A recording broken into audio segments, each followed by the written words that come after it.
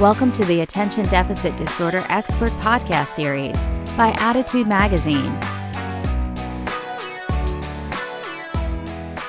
Hello, everyone, and welcome to Attitude Magazine's ADHD Experts broadcast. We hope everyone is staying safe and staying well. We are pleased to have Sharon Saline and Julie Mencher here to talk about gender diversity and neurodiversity. Before we get started, let me note a couple of housekeeping items. Those of you tuned into the live webinar may download the slides now by clicking on the Event Resources section of your webinar screen. And if you're interested in the Certificate of Attendance option, look for instructions in the email you'll receive around an hour after the live broadcast. For those of you listening in replay or podcast mode, you can visit attitudemag.com and search podcast 350, that's 350, to access the slides, the webinar replay, and the Certificate of Attendance option. And if you support the work we're doing here at Attitude to strengthen the ADHD community, we encourage you to visit attitudemag.com/subscribe and sign up for Attitude Magazine for your family or to share with a teacher or a loved one who could benefit from greater understanding of ADHD. Now for today's topic. With children and teens increasingly declaring a gender different than their sex assigned at birth, nothing short of a gender revolution is taking place. Parents are often left to play catch-up with their children and teens, who increasingly view gender as a spectrum, not a binary. For parents of kids living with ADHD, additional concerns about executive functioning challenges like impulsivity, emotional dysregulation, planning, and focus may further complicate the picture. In this webinar, Julie Mencher and Sharon Saline will discuss the fundamentals of understanding gender diversity and how ADHD affects the journey. Sharon is a clinical psychologist and author of the award-winning book, What Your ADHD Child Wishes You Knew, working together to empower kids for success in school and life, and the ADHD Solution Card Deck. She specializes in working with children, teens, young adults, and families living with ADHD, learning disabilities, and mental health issues. Julie Mencher is a pioneer in gender diversity education, psychotherapy, and advocacy. As an internationally recognized speaker and consultant, Julie serves as a strategic advisor to organizations on gender diversity and sexuality. In her research and consultation practice, she has worked with over 100 independent schools, focusing on how these institutions can welcome and support trans students. You can ask questions of Sharon and Julie during their presentation, and we will get to as many of them as possible after they finish. So with all that being said, I'll turn it over to Sharon and Julie. Thanks so much for being here today. We really appreciate it. Thank you, Wayne, for that beautiful introduction. I'm Sharon. I'm Julie. And in addition to being colleagues in Northampton, Massachusetts, we're also good friends, and we've shared a number of clients over the years. So it's a special treat to be here together to be talking with you about this topic. So I'd like to start by sharing with you some of the questions we asked ourselves in advance of presenting and what kind of led us to create what we've created for you today. Julie? So I asked, is a child's gender identity path impacted by ADHD? And if so, how? So by that, I mean, how do many of the challenging features of neurodiversity, like inattention, learning differences, weaker executive functioning skills, impulsivity, and anxiety, how do they confuse or obscure the child's struggle with gender exploration? And I also wonder, how can a parent tell if a child with ADHD who is also gender nonconforming is actually transgender?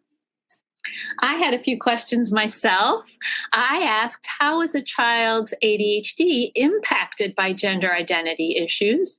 How can a parent separate gender exploration from typical issues related to child or teen development?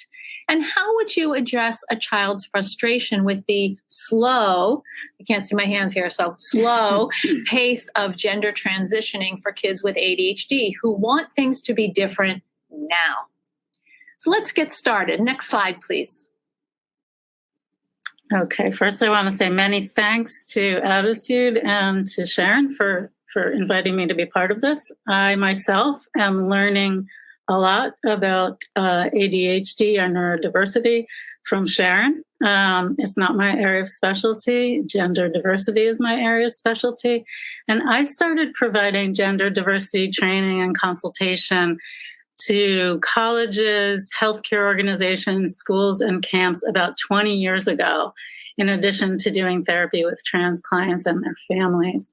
Back then, I would never have predicted that we would be where we are today, with almost 6,000 parents, educators, and professionals signing up to learn more about supporting gender-creative kids. But 20 years later, nothing short of a cultural revolution is taking place around gender as we know it. We used to think gender was something crystal clear and neatly sorted into male and female. Indeed, the very first thing we knew about a child was it's a boy or it's a girl. But not anymore. We now live in a world where your kids can choose to identify themselves from over 70 gender categories on Facebook, where pop music icons like Miley Cyrus identify as gender fluid, where the Common Application for college gives high school seniors the option of naming a different gender identity than their biological sex. We now live in a world where many college classes begin with, my name is Julie, and I go by she, her, hers, or they, them, their pronouns. Many parents and educators are left scratching our heads, wondering how to address the changing gender landscape in our parenting and teaching. The transgender movement is the first social justice and diversity topic to come of age in the social media era. And as a result, the pace of public awareness and social change has been viral. The world has opened up tremendously for gender nonconforming kids in the past decade. And fortunately for them, they're more free to express their authentic selves. At the same time, kids are using gender as one more way to create their identities. So gender becomes more fluid and experimental to them. As parents, educators, and professionals, we need to educate ourselves like we're doing here today, so we know how to support and connect with our kids while also managing our own confusion, biases, and struggles as we play catch up. In my time with you today, I'll be talking about the different paths kids take in their gender exploration. First, we'll go over some vocabulary to get us all on the same page. Next slide, please. So the first thing to know is that one's sex is different from one's gender. So let's start with the purple line on this slide, which says biological sex. This is the physical anatomy and biology that determines whether someone is male, female, or intersex. And for those of you who don't know, intersex people are the 2% of the population whose sex a doctor had a difficult time categorizing as either male or female at birth. They're often described as having ambiguous genitalia. Gender identity, which is the top line, rainbow line, is how you think of and identify your own gender. It's your psychological concept of your gender. And gender identity is communicated to others through the yellow line, gender expression. It's how you demonstrate your gender through the ways you act, dress, behave, and interact. Everyone on this call is wearing our gender. Our glasses, our socks, our hair, the bags we carry, sometimes our cell phone cases are all gendered. The bottom line, the orange line, sexual orientation, is another workshop entirely. It's who you're sexually attracted to based on their sex or gender in relation to your own. So most of us have been raised to believe that all of these components line up very nicely to each other. That if you have the physiology of someone born female, your gender identity will be woman, your gender expression will be feminine, and you'll be attracted to men. but they don't always line up. And for trans people, sex, gender identity, and gender expression don't line up. Can I have the next slide, please? Cisgender people like me, for example, have a gender identity which matches their biological sex and gender expression and lines up with how they're read by others. In contrast, trans people, and I tend to use trans as the umbrella term to describe gender diverse people, not transgender. In contrast, trans people feel a disconnect between their biological sex and their gender, and that disconnect is what's described as gender dysphoria. So who are the gender creative kids? Mainstream media would have us all believe that trans kids are all like junior transsexuals who always knew they were born into the wrong body and who believe that their gender identity is opposite from the sex they were assigned at birth. But that's just a subset of trans kids. Next slide. In this slide, psychologist and gender expert Diane Aronsoft describes the full range of gender creative kids in 3 different categories: gender nonconforming oranges, cross-gender identifying apples, and neither male nor female fruit salads. I personally don't love the fruit terminology, but so be it. I highly recommend her book, The Gender Creative Child, which is on the resource list you'll be receiving. As we go through these slides, we need to keep in mind the difference between gender expression, how kids behave, and gender identity, how kids think of and label themselves. Next slide. Oranges, kids who are gender nonconforming in behavior, are the kids who used to be called sissies or tomboys, terms that have fallen out of favor. These kids go against customary gendered behavior in their play choices, dress, appearance, gestures, and choice of playmates. But they still think they're girls if they have girl parts, and they still think they're boys if they have boy parts. Even though their gender expression doesn't conform to cultural prescriptions of gender appropriate behavior, their gender identity remains aligned with their anatomy. Many, but not all of these children will end up to be gay, lesbian, bisexual, or queer. For them, their gender nonconforming behavior is a way to explore and express a non-heterosexual sexual orientation. Next.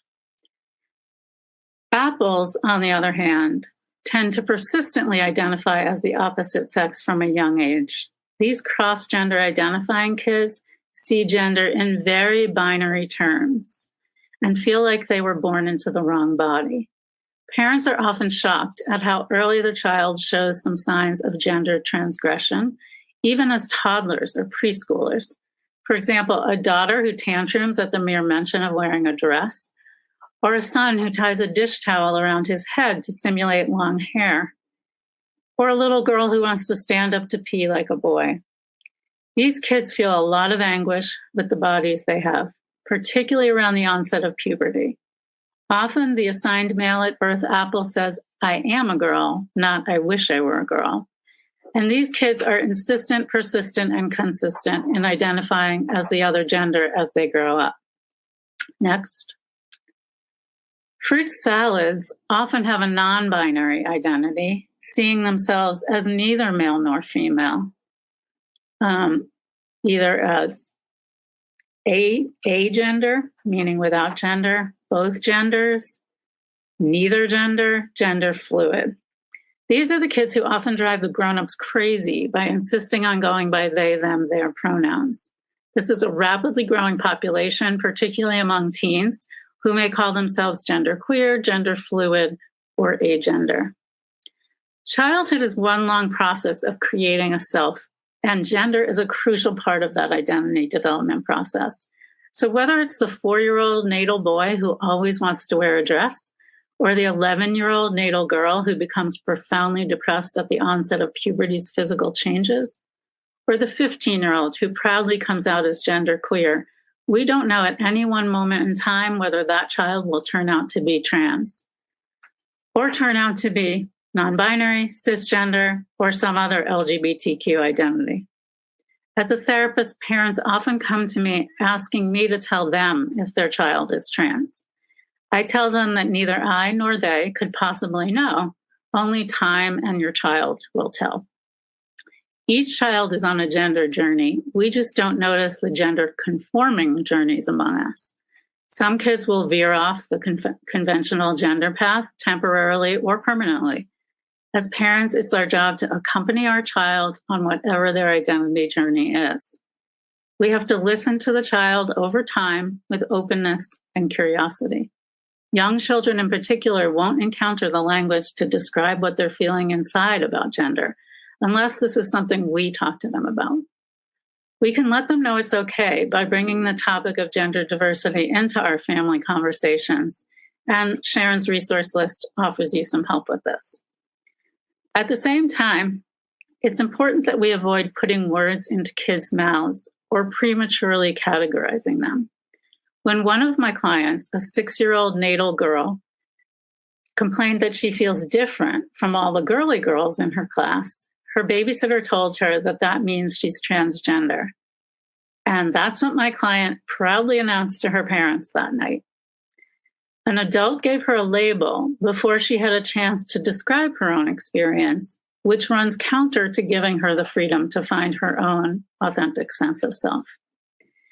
Kids can begin to experience a disconnect between their bodies and how they see their gender identity at any age, or between how they see themselves around gender and how others view them. So there can be years when parents are clueless that their kids might be struggling. And we know that the stakes are very high, since gender creative kids who can't talk about it are among our most at-risk children. We know that trans and gender nonconforming kids suffer tremendously higher rates of bullying, assault, suicidality, and family violence and alienation compared to cisgender youth. These kids are vulnerable, and yet with the right support, they often thrive. I worry much more about the trans kids we don't know about than the ones we do. If it indeed takes a village, you can be part of the support that they need. If your relationship with a gender creative child includes an open and safe invitation for them to talk about what is bothering them, you'll be way ahead of the game.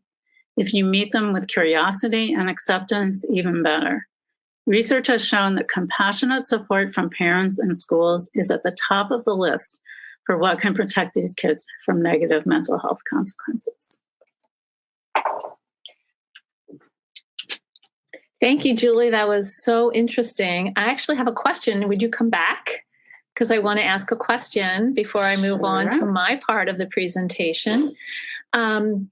Could you define gender queer? Because you may have some other definitions, but that one wasn't one of them. And I want everyone to, know what the terms are. Right. So if we go back to the notion of the fruit salads, gender non-binary children, gender queer is like another word for non-binary. It's a word that queer youth in particular have seized on as the best description of how they locate themselves. So gender queer is another term for non-binary or neither male nor female.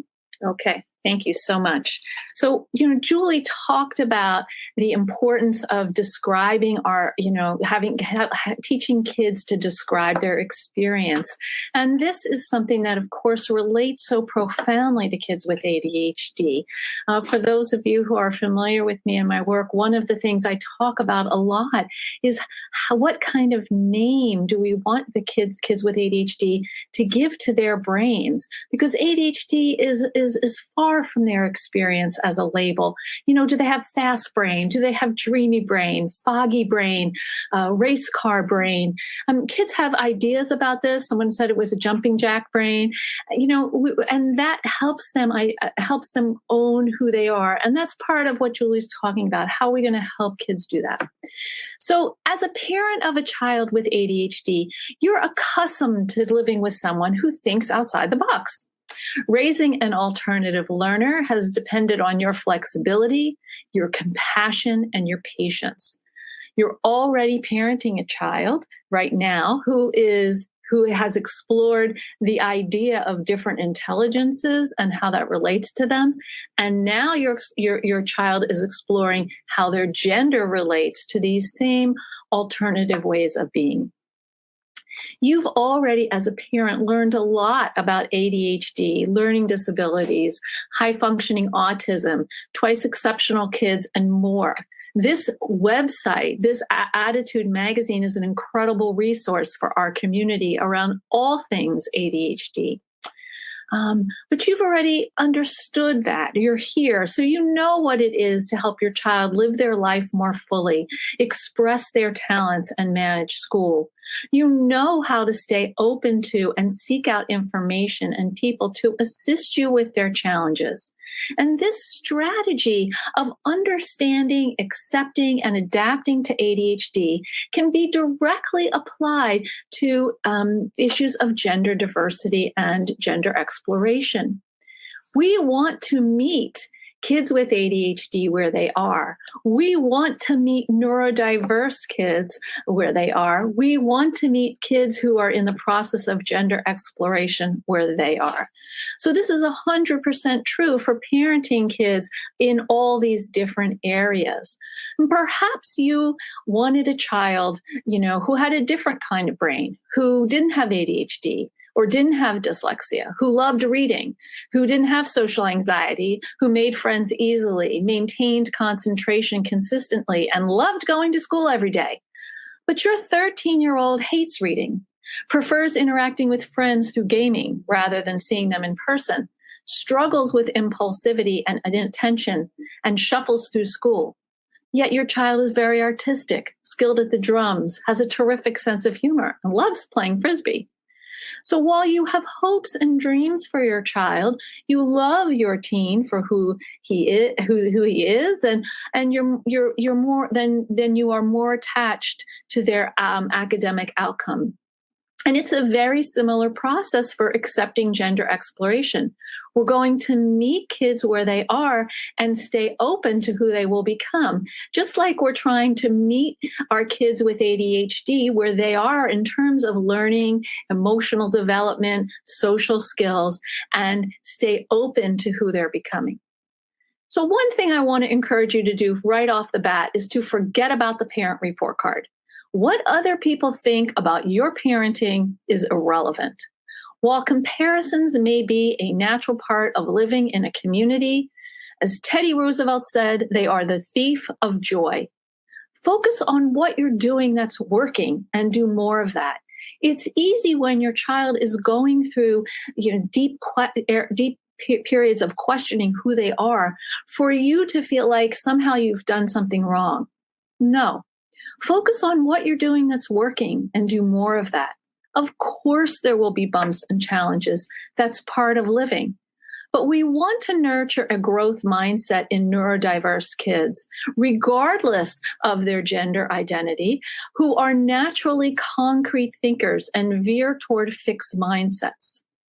So as parents, we want to assist them in taking a risk, trying something, regrouping, learning from that, and trying again. Next slide, please.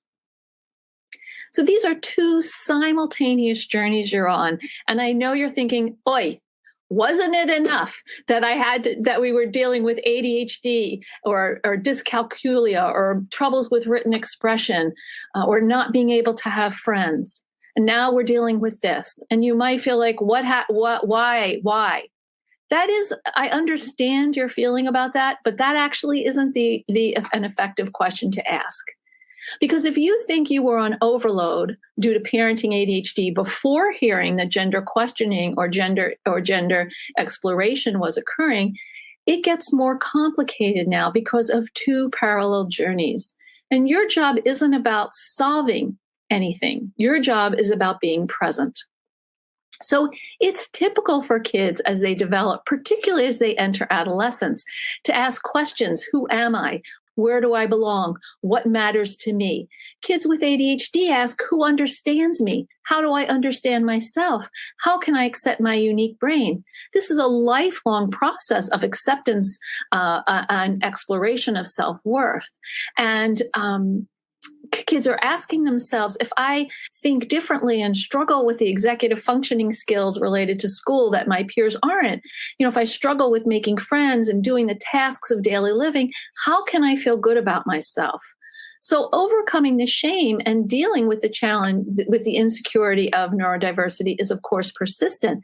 And now we're adding into that some of the shame, some of the insecurity, and around gender questioning. So these are our two, as I said, simultaneous journeys for kids whose executive functioning skills are already taxed by the responsibilities of daily living, who are easily distracted by screens or other social issues or homework. These are kids who are struggling to keep their heads above water. They're managing a lot of emotional stimulation and internal preoccupation with weaker executive functioning skills, particularly working memory and processing speed. I worked with a young girl, who was cis female, which means she was natal female and saw herself in the world as female. And she said to me, Dr. Sharon, I feel overwhelmed all the time. And I said, well, in what way? And she said, well, it's like a file comes into my brain and the papers go everywhere. And I start to pick up the papers, but then the next file comes into my brain and those papers go everywhere. And then the next file comes into my brain and I'm still working on the first file.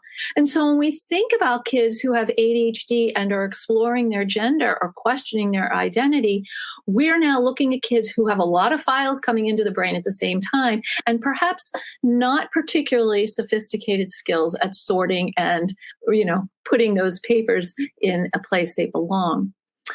So in addition to the anxiety that's typical for many kids with ADHD, that's an anxiety that's related to typical gender questioning, we see a higher tendency among kids with ADHD who are gender questioning for emotional outbursts, withdrawal, and frustration at something other than the primary issue. And so our job as parents is to validate their situation without judgment or offering solutions. They need mirroring. They need to feel understood in this, kind of wobbly place that they are. Parental response is critical in terms of mental health outcomes. There's a lot of fragility for these kids under their bluster or avoidance. 34% of kids with ADHD have a formal diagnosis of anxiety. Personally, myself and many of my colleagues in the ADHD world think that's a low number, but that's what the statistic is right now. And depression is somewhere between 16 and 30%. Typically, kids with ADHD have a higher suicide risk. They have higher rates of ideation and attempts.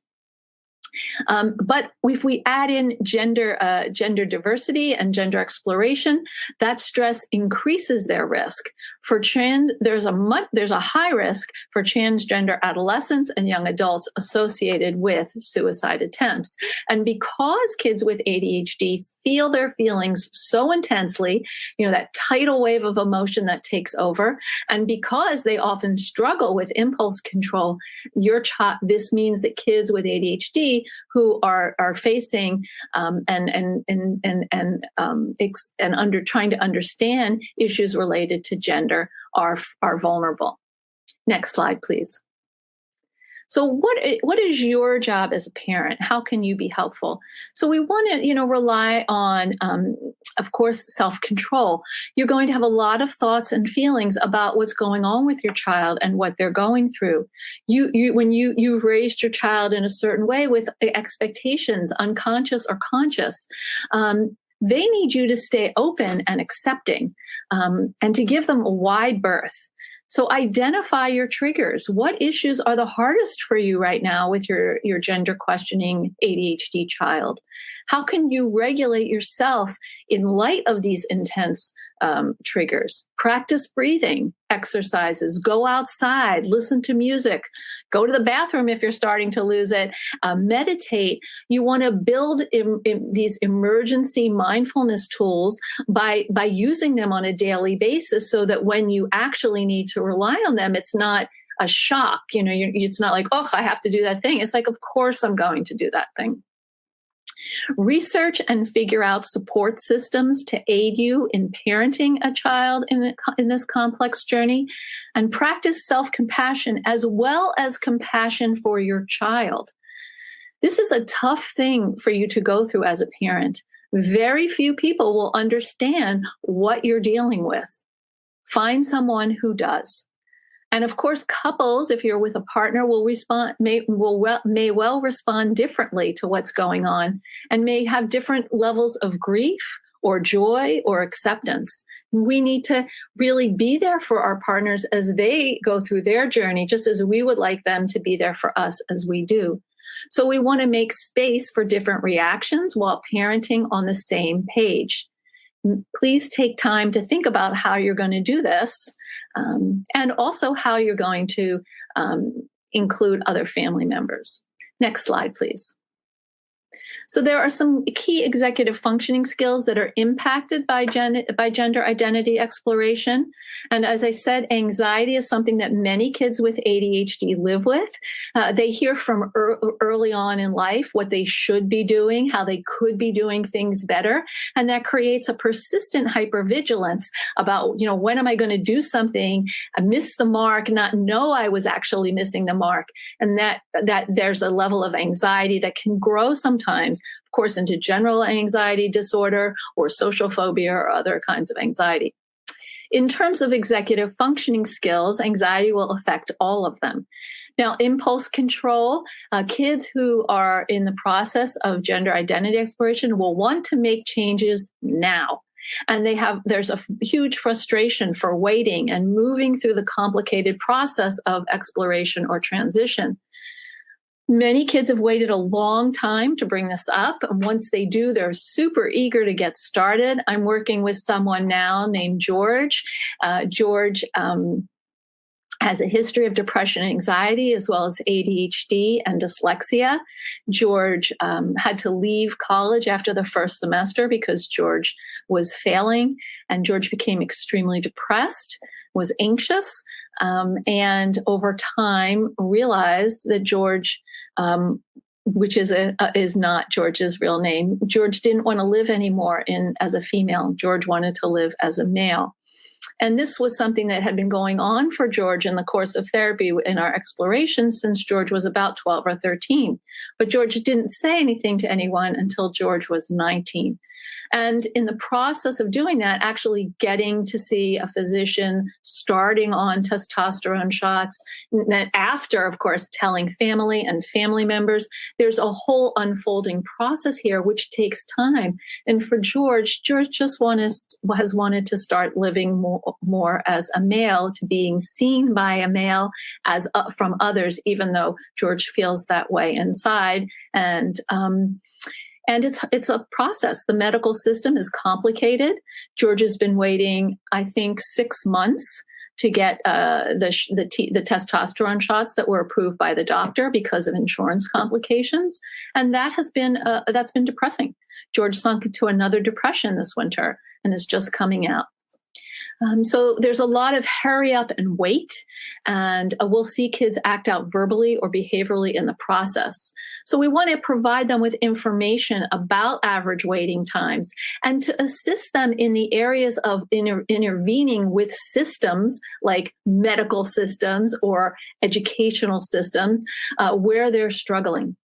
Of course, emotional dysregulation is another challenge for people with ADHD. And this is a deeply emotional and personal process for brains that are already easily flooded. We want to slow things down when our kids are overwhelmed, for them and for ourselves.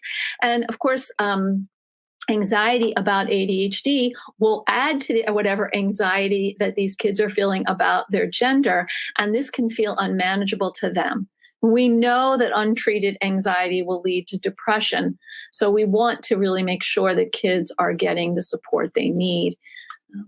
In terms of organization, gender transitioning, gender questioning requires organization and understanding of complex medical and insurance systems that may be too much for your teen to handle at this point. Ask how you can assist them while normalizing that these areas are tough for all young adults. Use lists, use calendars, you help them map out what their path might be in terms of who to see, when to see them, and what to say. A lot of kids don't exactly know how to navigate these systems or how to stand up for themselves. And this sort of leads into planning and prioritizing. Offer assistance for making medical appointments or finding a therapist, deconstructing rules and insurance regulations about medication. For my client, one of the things that happened is that the endocrinologist prescribed a particular testosterone shot that was $400 of a copay.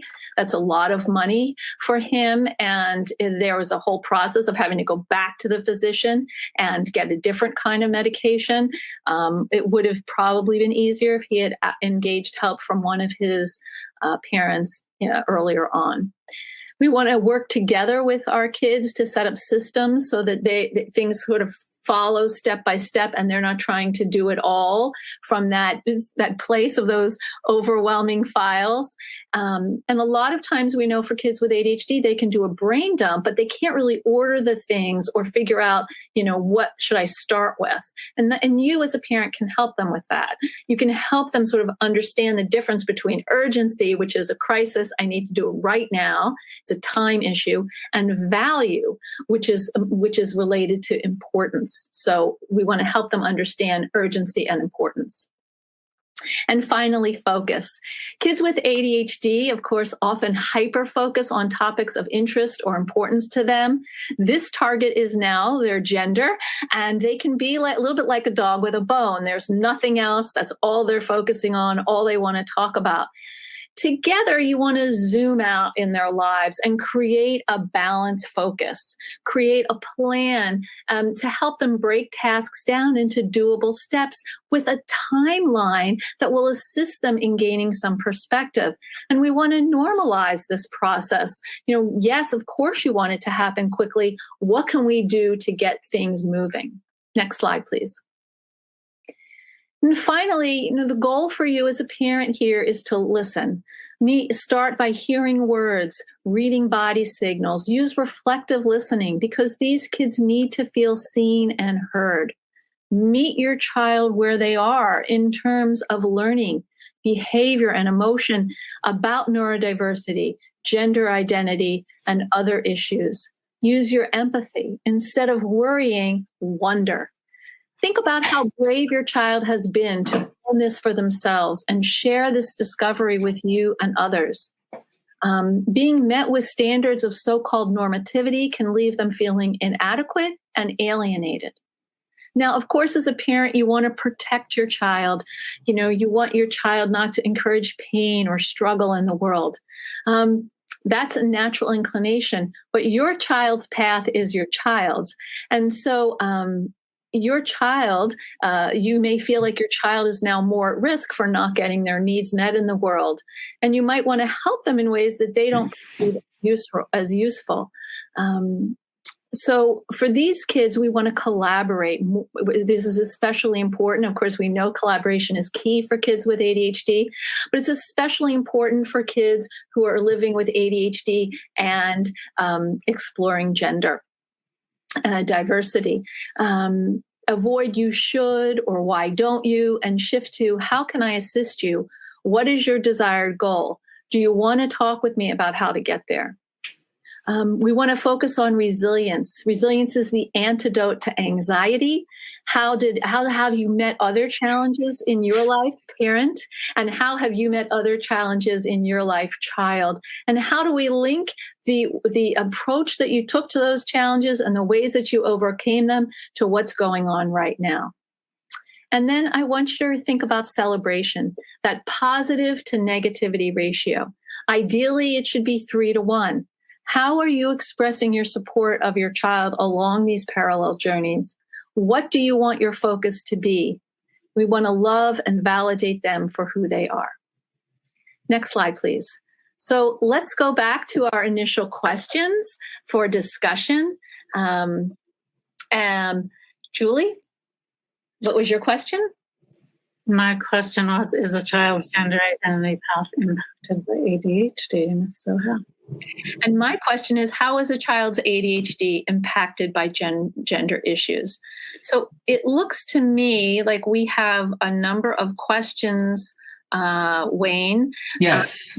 So, Julie and I also have a client that we share, which we could launch into, but I'm thinking we should maybe go into the questions. What do you think? Yes. Yeah, we have a lot of great questions, so let's do that. Wonderful.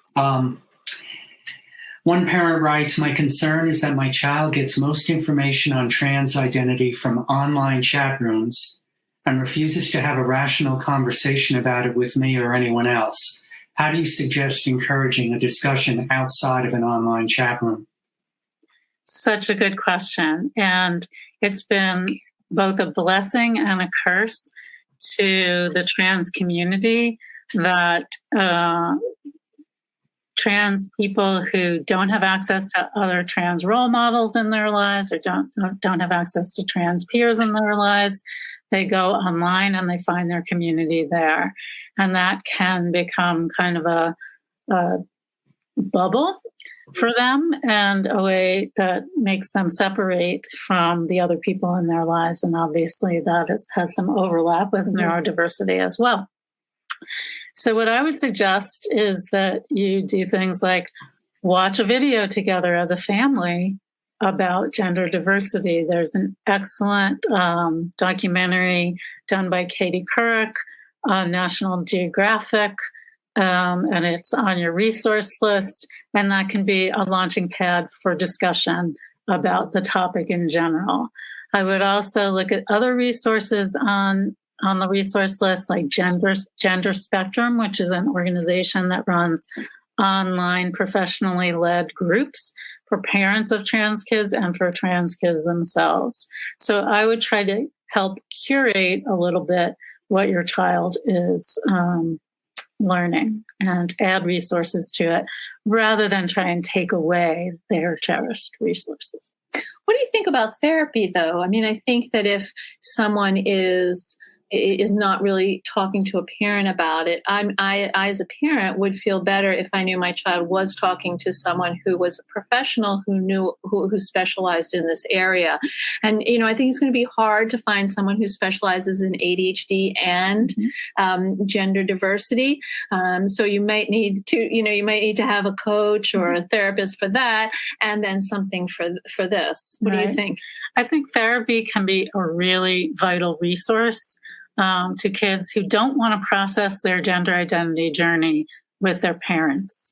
And it's really important to find a good qualified gender specialist therapist, and one that subscribes to a philosophy of letting the child's gender identity unfold over time rather than one that is more prescriptive in terms of gender identity.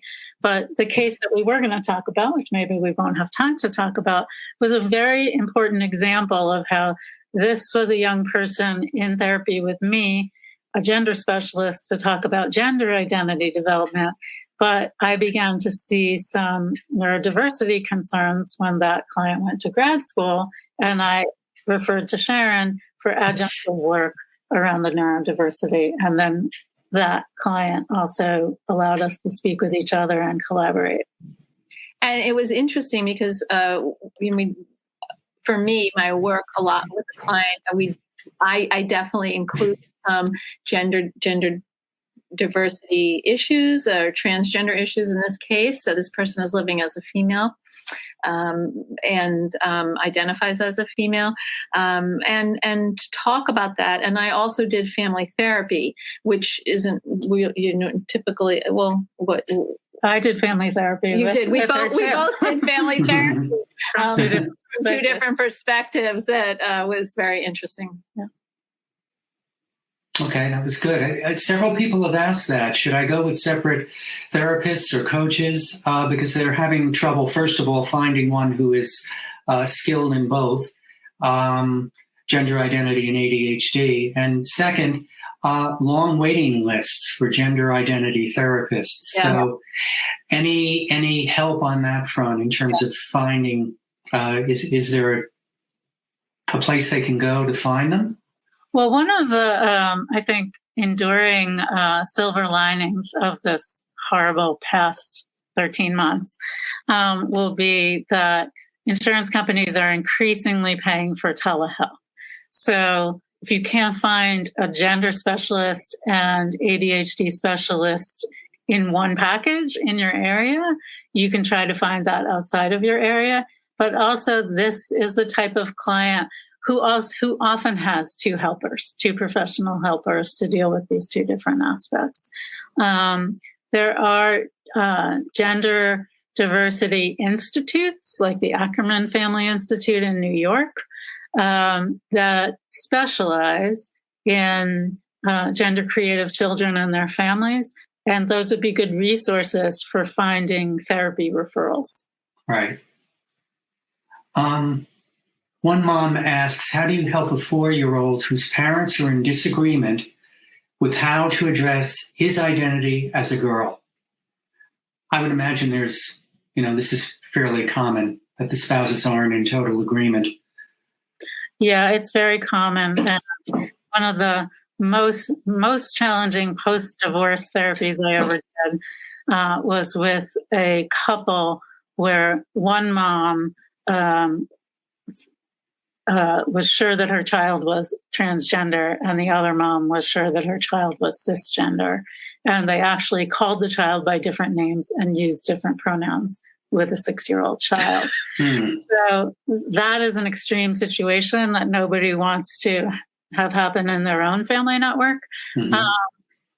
With a child that young, I would include the child in the therapy, but the main work is with the parents. And so I would work with the parents on seeing where the common ground is, where they can come from a united perspective with the child, because, the confusion of the child doesn't need to become exacerbated by the mixed messages of both parents.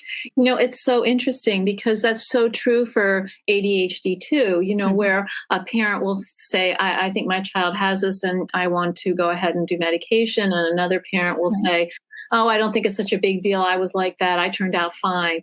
And this idea, this is again, that two simultaneous journeys thing where basically what we're talking about is parenting on the same page, not necessarily because ideally, you'd want to collaborate with your partner, but mostly because you put the importance of being on the same page for your child above all else, and that's the thing that really work on. Right. Are there any studies that you two are aware of suggesting that there's a higher correlation between gender identity exploration and ADHD or autism? Anything you're aware of there? Yes, there are a number of studies between autism and gender identity. There were 1 or 2 studies that I found that sort of put ADHD in the same kind of basket as autism spectrum disorders, but didn't identify it individually. So I think there are studies, and a lot of them are around in the field of neurodiversity, but specifically for kids on the spectrum. Okay. There's also a lot of anecdotal evidence that led to those studies. So a lot of therapists have noticed that kids on the autism spectrum tend to represent in proportionally higher numbers than neurotypical kids. This is a good and tough question. How do you help an ADHD teen who has recently announced a change in their gender and wants to inform grandparents who are extremely against gender exploration because of religious concerns? But I've also gotten some questions here just because they're of a different generation and don't understand, in some cases, what might be going on. Well, one thing I want to say is, part of the task of being a teenager is asking yourself, who am I? Where do I belong? What's most important to me? And if, in that process, one of the things that you uncover or you spend time focusing on is your gender identity, you, of course, want to share that. The question is how and what is, to me, what is the point of sharing it with people? And what support are you going to get around their reactions? So it's really a family issue at this point, not just an individual issue, because the family has the primary family unit has to be united in a way up against some of this pushback and negativity they're going to get from relatives or other people in society. I'm really interested in what you have to say about that. So this would be an excellent discussion or set of discussions to take place in the therapist's office, where you have a third party rather than the teen and the parents going at it around this. The danger is that the teen will see the parents' protectiveness around being reluctant to share the child's gender identity with grandparents, not as protective, but as critical. Mm-hmm. So the teen is likely to say, you just don't want me to be trans. You just think it's a stage I'm going through, and you're just waiting for that stage to pass, and that's why you don't want me to tell grandma and grandpa about this. And so it requires some finesse for the parents to say, we accept you as trans. We support you as trans. But part of that support as your parents is to protect you from people who aren't going to be as supportive. And so we want to go through a process with you of really understanding how much information you want to share, needs to be shared in order for you to feel comfortable, and to help you prepare for possible negative reactions that you might get in response. Ideally, I would work with parents separately to coach them on what to say to their teen about this, and also work with the teen to say, what is it you want to get out of telling your grandparents? What would it be like for you to go see your grandparents and have them not know? And what would it be like for you to go see your grandparents and have them know? A lot of times teens need some help from the parents in envisioning how they could possibly have an ongoing relationship with extended family if they don't know. One thing that happened with my client that I talked about, George has divorced parents, and one of his mothers really wanted George to tell an elderly aunt. And George was very uncomfortable with telling the elderly aunt. And the mother felt that it was important that the elderly aunt know because, she's elderly and she's going to die and she really loves George. And this was an issue that I was dealing with in the family work that I was doing with this family, because George was not ready. And George really needed support from me to say, slow down. This is George's call. Right. So this is a related anecdote. It's the other side. Yeah. Well, those were all interesting points. Very, very interesting, really. This is another mom. My daughter has ADHD. She also has a very obsessive personality and latches on to things she wants and doesn't let go of them. She never showed any signs of being transgender until she hit puberty. How can I tell that if this isn't one more obsession, or is it the true thing? Well, I just want to say one thing from the ADHD perspective. It doesn't matter. Mm-hmm. It doesn't matter if it's another obsession or something different. We need to take it at its face value. Because this is part of her process of unfolding. And that's really important. And I know for parents of kids with ADHD, it's exhausting because there's always something that becomes this sort of, that what I said earlier, that kind of dog with a bone. Oh, this is the issue. This is the issue. I need to focus on this issue. And we want to say, oh, not again. This will pass too. But that's actually, we don't know. And since we don't really know and we're standing in insecurity, we want to meet them where they are. I'm so glad that you said that and that we're starting with that. Where the rubber meets the road on that, though, is when the teenager's possible authentic identity development around self-identifying as trans begins to result in a request for medical intervention. And this is the place where parents get really stuck, because it's like, if it's ADHD obsessiveness, I can meet her where she's at, but what about if she's bugging me constantly for hormone intervention or for surgery, for changes that may not be reversible? What do I do about that? And so that is a really profound and poignant moment in my work with parents to help them kind of slow down the medical intervention while also taking the child seriously. One thing that I think we keep coming back to is that it is really important for parents for you to get family support. That this is a big issue, and it's not something that really, you want to handle on your own. And I agree with Julie that there's a lot of accessible resources now because of the internet and because a lot of people are doing coaching or telehealth. So you do want to find someone who feels like a good fit and who can understand your family dynamic, because you can always get information, but you can't necessarily, work on that dynamic in light of all of this important stuff.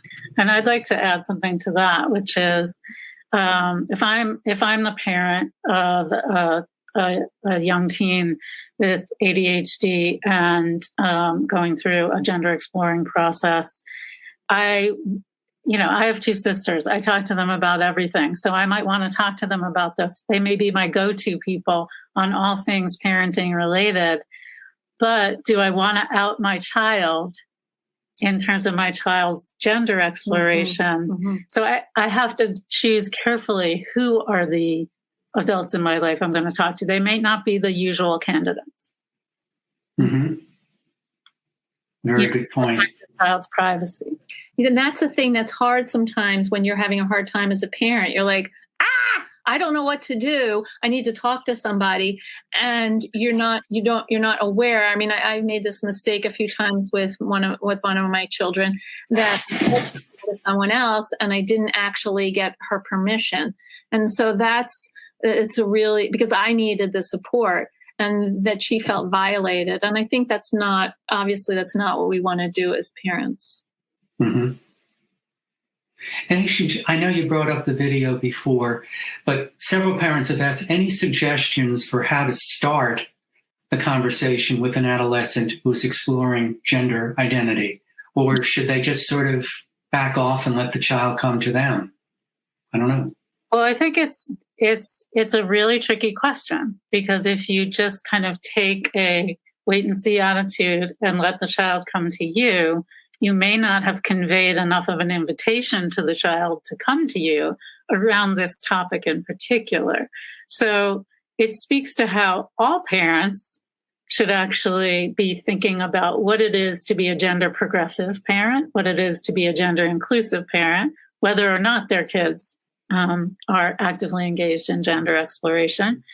But I would say things like go a little kind of soft pedal it a little bit in terms of saying, I've noticed that you've started wearing different colors recently. Like, is that because of anything in particular? Or have you just changed your favorite colors? Like, or I've noticed this or that. So pick up on the behavior and meet it with curiosity with your child and ask about it. And that's true for ADHD too. It's very important when you sit down and you want to work on an executive functioning skill or particular behavior with a child, that you don't say, why are you doing this? But you say, I notice, or I'm wondering, or I've seen. That's a conversation opener rather than a sort of more direct, provocative question, which can be a conversation closer. I also think sometimes gender exploring kids kind of float the topic by talking about friends of theirs who are gender exploring, and if you respond to that with acceptance and inclusivity, it gives them the message it's okay to talk about this. Right. Well, that's an excellent point. I love that advice. The hour is up. So thanks so much for being here and sharing your expertise. It really was excellent, very clarifying and insightful. Thank you for having us. And I want to just remind everyone to go to click the links for the handout. We spent a lot of time putting this together, and I think there's something for everybody. That's great. That's a good reminder. And I just wanted to thank all of the attendees for joining us.